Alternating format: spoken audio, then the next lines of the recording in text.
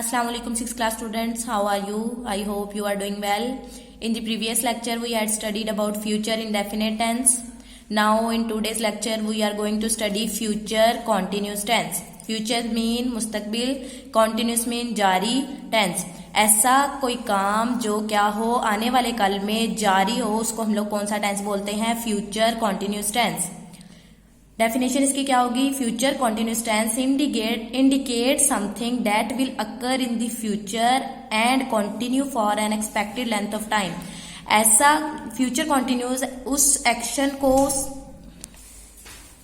ऐसी कुछ किसी चीज को क्या करता है? इंडिकेट करता है जो फ्यूचर में जारी हो और एक्सपेक्टेड लेंथ ऑफ टाइम तक वो जारी भी रहेगी, कंटिन्यू रहेगी. इसको बोलते हैं फ्यूचर कॉन्टिन्यूस टेंस. उर्दू में इसकी पहचान क्या आती है? उर्दू फिक्रों के आखिर में रहा होगा, रही होगी, रहे होंगे वगैरह आता है. For making positive sentences the structure of future continuous tenses subject, will be and shall be are our helping verb plus first form of verb with ing and then object.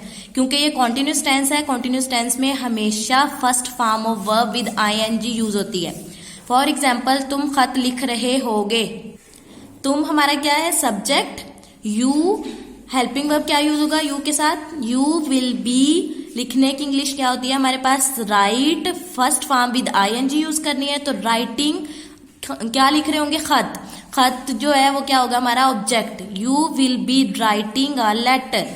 Next, हम hockey खेल रहे होंगे. हम जो है वो हमारा क्या है? सब्जेक्ट. वी के साथ हम हेल्पिंग वर्ब क्या यूज करते हैं? Shall be. We shall be playing. Play खेलना होता है और कॉन्टिन्यूस में हम क्या लगाते हैं? ing.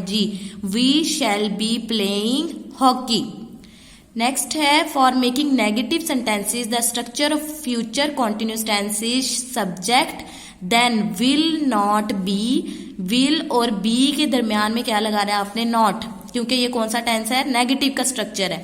Subject plus will not be, shall not be plus first form of verb with ing and then object.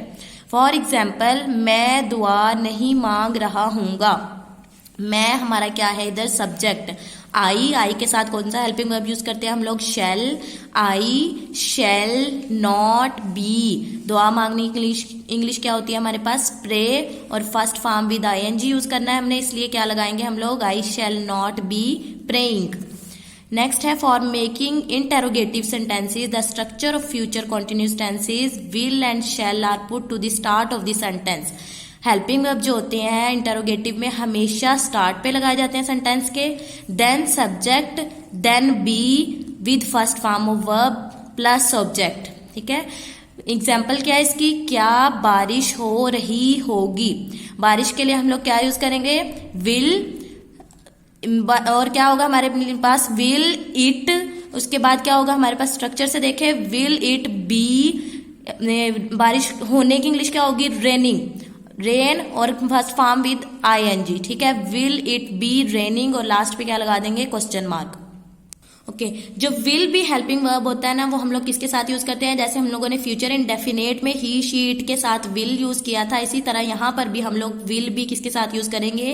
He she it they and you के साथ. और जो शैल बी होगा वो किसके साथ यूज होगा? आई और वी के साथ.